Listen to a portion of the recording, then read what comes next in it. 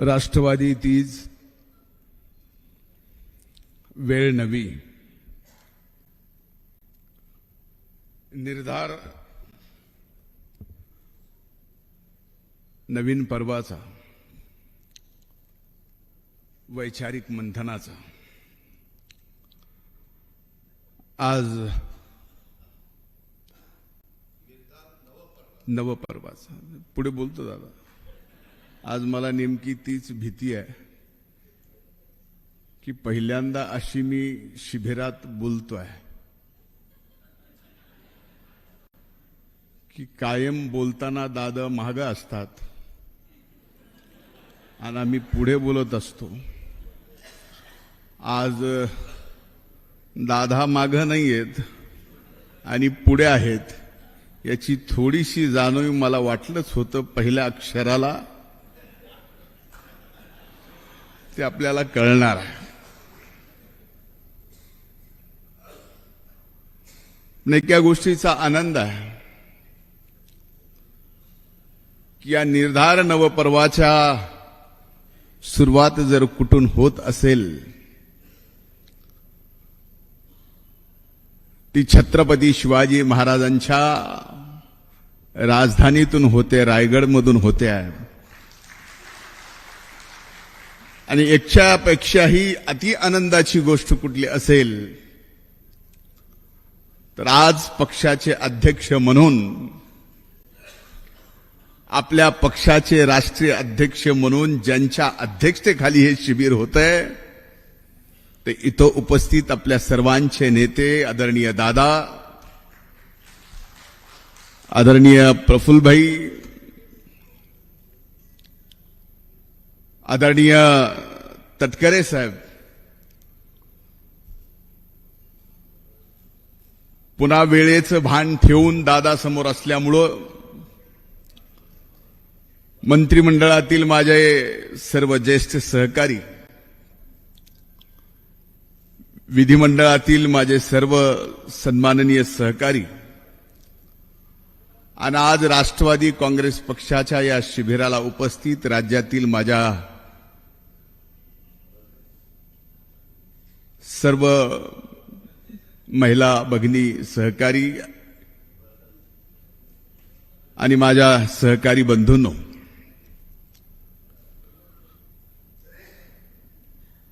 खरं तर बसल्या बसल्या आपल्या सर्वांची नजर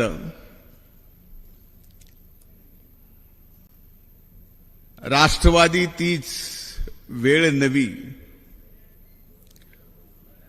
असं क्षणाक्षणाला दिसतं. मी विचार करत होतो की आपल्या समोर हे अभूतपूर्व प्रसंग 2 जुलैला आल्यानंतर कधीतरी कुठंतरी असा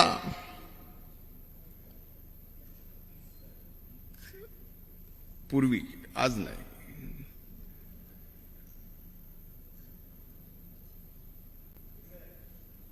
राष्ट्रवादी तीच वेळ नवी. मी याचा स्वभाव थोडा चिकित्सक असल्यामुळं हिंदीतून प्रयोग करत होतो की आपल्याला काय बोलता येईल. तो ऐसा नहीं कि हर बार वक्त के साथ चलो, ऐसा नहीं है कि हर बार वक्त के साथ चलो, हर बार अगर सच के साथ चलोगे तो वक्त भी आपका साथ देगा.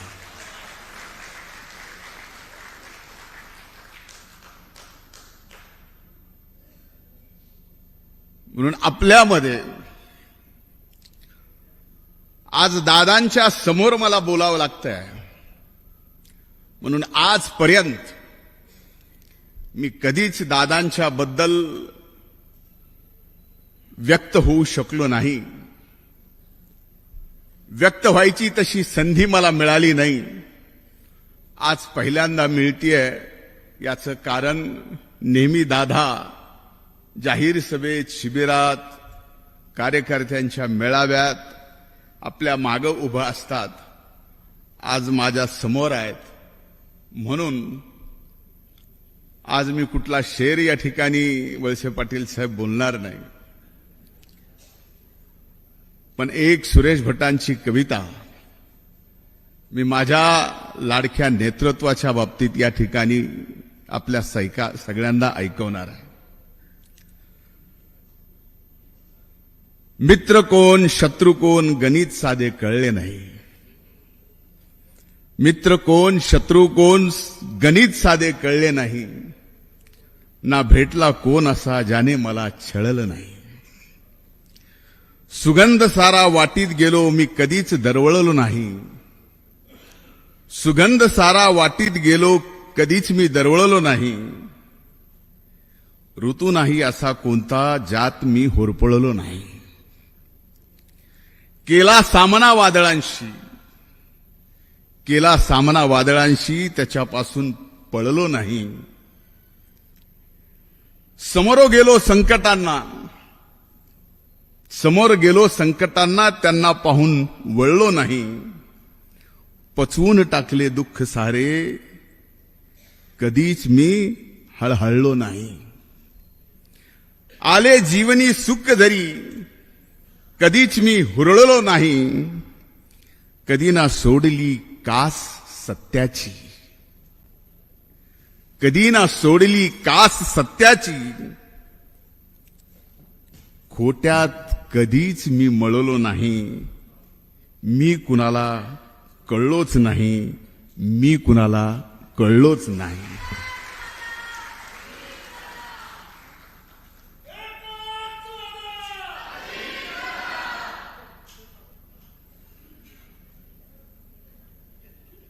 दादांच्या काय अनेक जणांना गुरुजी आपलाच मी विद्यार्थी आहे.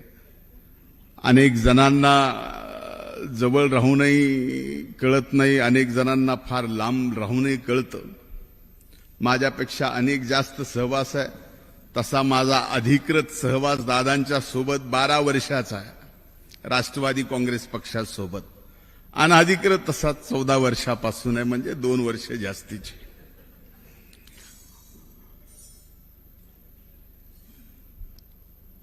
मी ह्या ओळी का दादांच्या बाबतीत बोललो? आज अनेक प्रसंगाला आपण सामोरं जातोय. एक अभूतपूर्व निर्णय दादांच्या नेतृत्वाखाली लोकशाहीला मानणाऱ्या प्रत्येकाने या राष्ट्रवादी काँग्रेस पक्षाच्या नेत्यापासून कार्यकर्त्यापर्यंत दादांच्या सोबत जायची भूमिका घेतली. एकीकडे एका काळातलं आपलं नेतृत्व आपल्याला सांगत होतं की लोकशाही टिकली पाहिजे, लोकशाही टिकवली पाहिजे. मग ती लोकशाही पक्षातली असो, लोकशाही देशातली असो, लोकशाही राजकारणातली असो.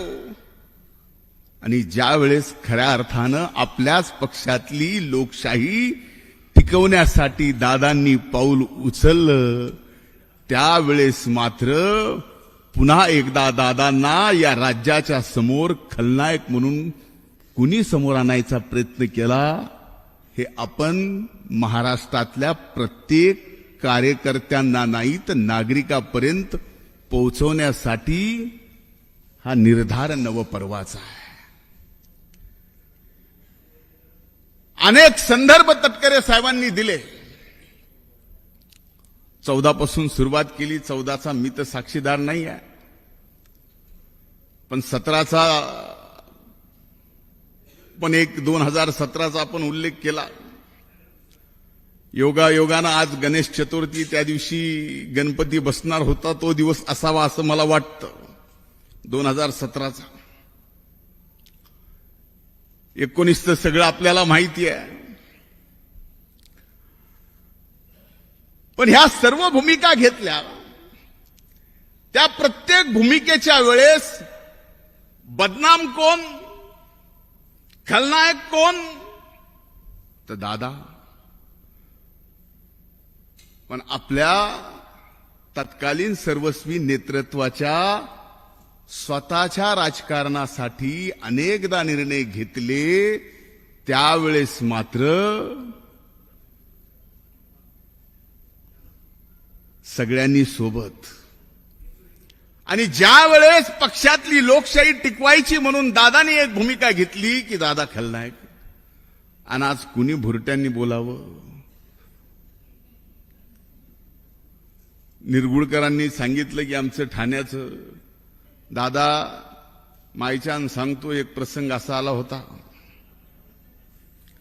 तुम्ही जर मला चार्टर घेऊन तटकरे साहेबांसोबत मुंबईला पाठवलं नसतं तर कदाचित हा व्यक्ती आजही जेलच्या बाहेर निघू शकला नसता. का आपण विसरला असेल, पण माझ्यासारखा कार्यकर्ता हा विसरू शकत नाही.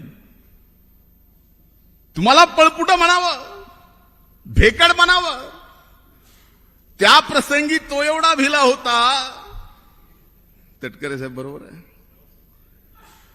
की तुम्हाला मला ऐनवेळी चार्टर घेऊन मुंबईला येऊन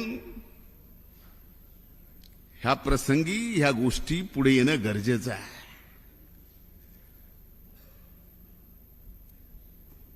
काही जण तर एवढे उतावळे झालेत आता त्या पक्षात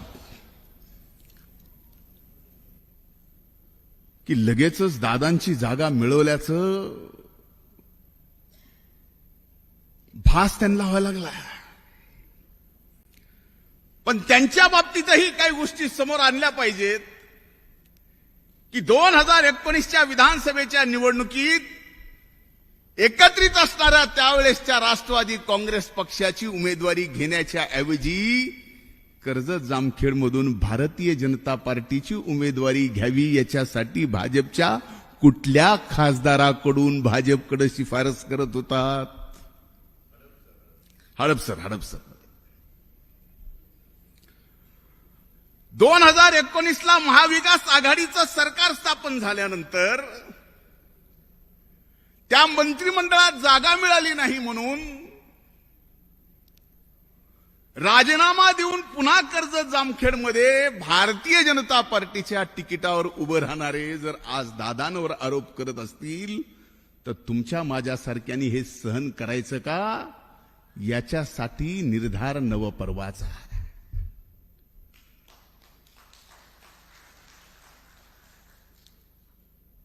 आपण एक भूमिका घेतली याचा अर्थ आपण बॅकफुटवर आहेत असं समजायचं कारण नाही. अरे एकीकडे आपण या धाडसी नेतृत्वाच्या खाली काम करतोय आणि आपलं नेतृत्व जर एवढं धाडसी असेल तर येणाऱ्या कुठल्याही प्रसंगाला आपण सुद्धा राष्ट्रवादी काँग्रेस पक्षाचे कार्यकर्ते म्हणून तेवढ्याच धाडसीपणाने खाली जाऊन लढलं पाहिजे. त्यांच्याकडं ना राष्ट्रवादी राहणार आहे ना घड्याळ राहणार आहे हे त्यांनाही कळालं आहे. आणि हे कुणी नवीन सांगायची गरज नाही, कारण शेवटी लोकशाही ही मान्य करावीच लागते.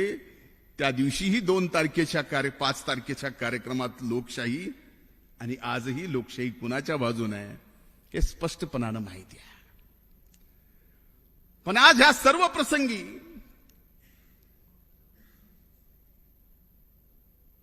आपल्या नेतृत्वाच्या बाबतीत आणि पक्षाच्या बाबतीत बोलायचं झालं तर महाराष्ट्रामध्ये एक आगळी वेगळी चर्चा चालू आहे. आपण रस्त्यावर बांधावर फिरणारे आपल्यापैकी अनेक जण आहेत. लोक काय राजकीय परिस्थितीत चर्चा करतायत हेही आपल्याला माहिती आहे. आजही महाराष्ट्रामध्ये काय राजकीय परिस्थिती आहे आणि या राजकीय परिस्थितीत आरक्षणापासून वेगवेगळ्या विषयावर अगदी पाण्याच्या आरक्षणापर्यंत कसे वेगवेगळे मुद्दे येत आहेत हेही आपल्याला माहिती आहे. पण हे सगळे मुद्दे बाजूला सारून एक मुद्दा आपल्या सगळ्यांना पुढे आणावा लागेल, तो वैचारिक मंथनामधून पुढे आणावा लागेल. जरी निर्धार नवपर्वाचा असेल तर तो अजितदादांच्या विकासाच्या पर्वाचा येणारा काळ आहे हे आपण सगळ्यांनी ठरवलं पाहिजे. ती खऱ्या आपली नवी वेळ आहे. आज या महाराष्ट्राला कदाचित दादांना सुद्धा माहित नसावं की दादा तुमच्यावर लोक किती प्रेम करतात. मी अनेक रॅल्यांमध्ये आपल्यासोबत होतो. ज्यावेळेस स्वतंत्र पक्षाचे अध्यक्ष म्हणून ज्यावेळेस रॅली आपण काढायला लागलो आणि त्यावेळेस रस्त्यावर उतरून दादांवर सामान्यातला सामान्य माणूस किती प्रेम करतोय हे माझ्यासारख्या असंख्य कार्यकर्त्यांनी अनुभवलं असेल. त्यावेळेस कदाचित दादांना सुद्धा वाटलं असेल की अरे आपल्यावर एवढे लोक प्रेम करतायत, पण त्या प्रेमाच्या पोटी तुम्ही काम करत नाही राहिलात तर या महाराष्ट्राच्या हिताच्या पोटी काम करत राहिलात, कधी प्रचाराची आणि प्रसिद्धीची लालसा केली नाही. हे आज आपले दादा आहेत. म्हणून भविष्य आपलं आहे आणि हे भविष्य आपलं असताना आज गरज आहे एक एक माणूस आपल्या पक्षाच्या विचाराशी, आपली पुरोगामी विचारधारा कुठेही आपली न सोडता आपण एका विकासाच्या धारेसोबत आहोत. ज्या विकासधारेच्या बाबतीमध्ये येणाऱ्या लोकसभेच्या निवडणुकीच्या काळात काय मुद्दे बोलायचे काय नाही हे निरगुडकरांनी सांगितलंय. अनेक जणांनी चर्चा केली, मलाही म्हणले की निरगुडकर बोलले कसं काय, अशा गोष्टी चर्चा झाल्या. पण म्हणलं अनेक दिवस आपण मधल्या काळात याच्या उलटी बाजू सांगत होतो. खरी जी बाजू आहे ती निरगुडकरांनी सांगितली. ती खरी बाजू आपल्याला जाऊन येणाऱ्या लोकसभेच्या निवडणुकीत आपल्याला महायुती म्हणून प्रचार करायचा आहे हे सांगण्यासाठी ह्या सगळ्या गोष्टी आपल्या समोर येणं गरजेचं होतं. नाही तर आपण एकच बाजू सांगत गेलोय, कारण त्यावेळेस आपण विरोधी पक्षाच्या वेगळ्या भूमिकेमध्ये होतो. पण आज ती भूमिका नाही आहे आणि मला विश्वास आहे, मी आज जास्त वेळ बोलणार नाही. खरं तर मला आज बोलायला विशेष दिला होता.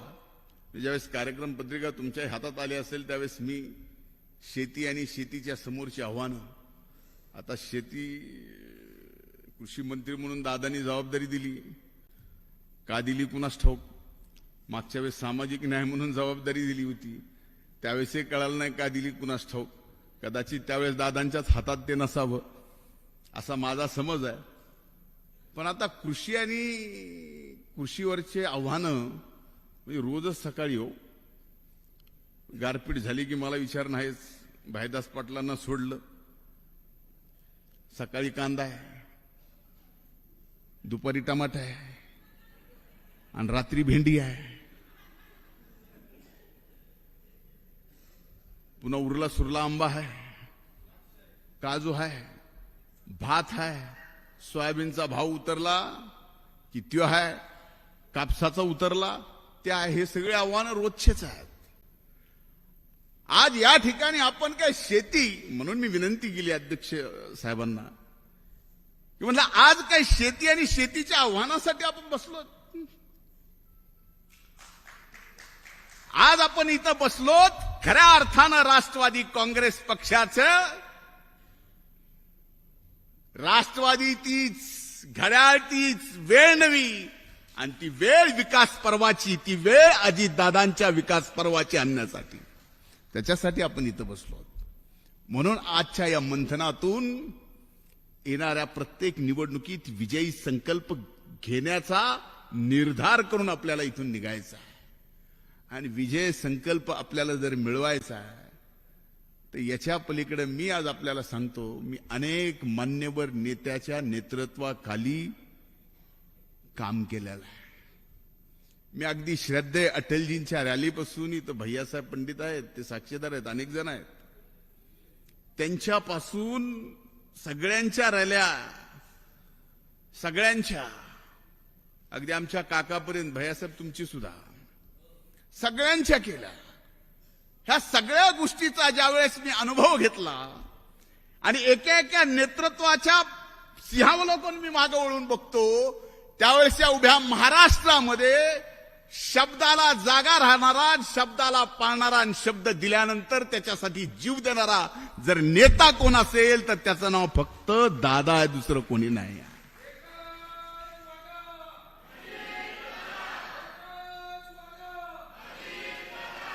काही जणांनी समजून घ्यायची गरज आहे की अनेक जणांना वाटतं की दादांनी लगेच शब्द द्यावा, सगळं ऐकून घेतात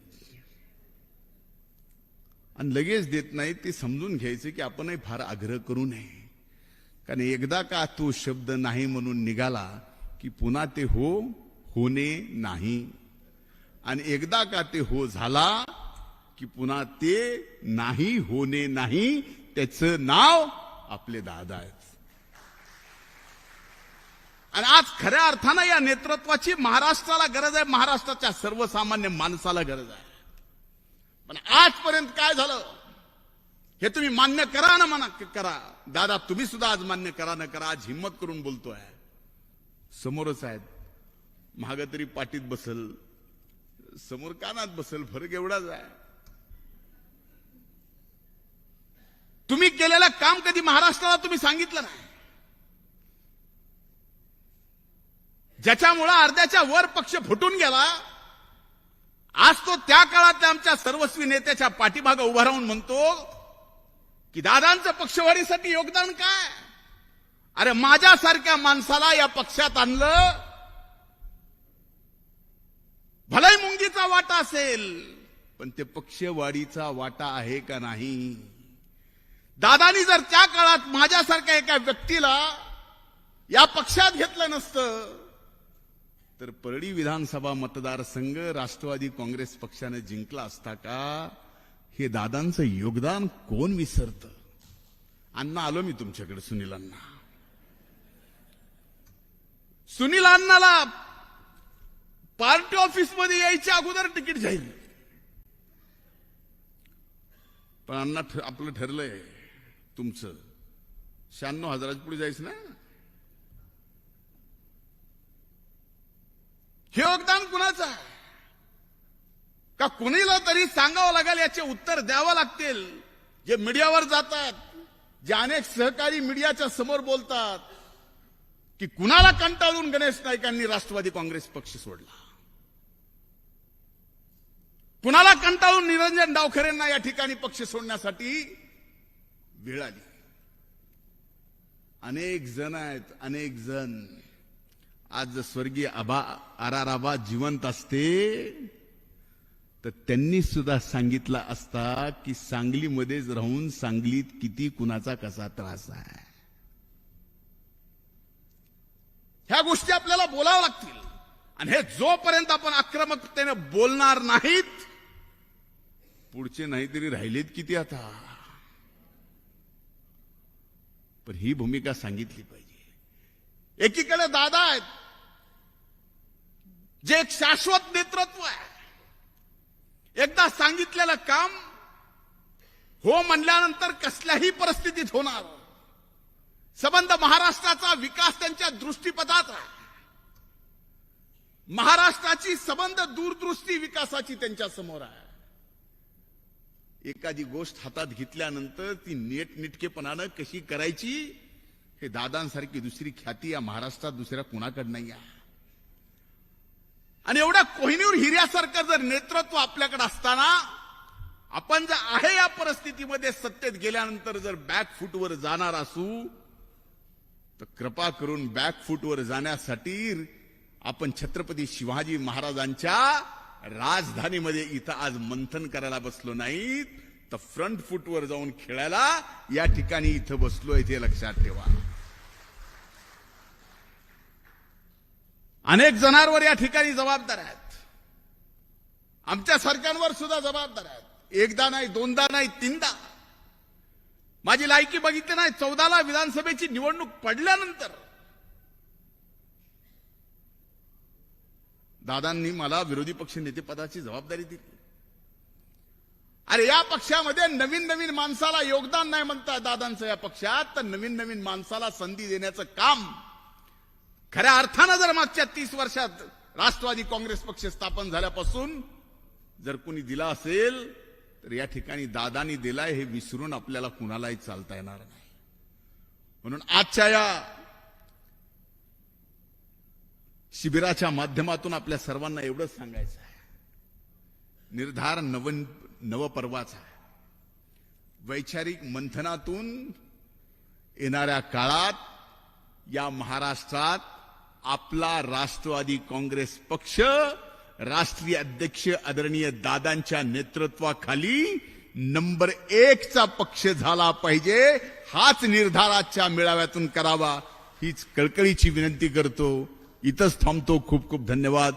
जय हिंद, जय महाराष्ट्र, जय राष्ट्रवादी.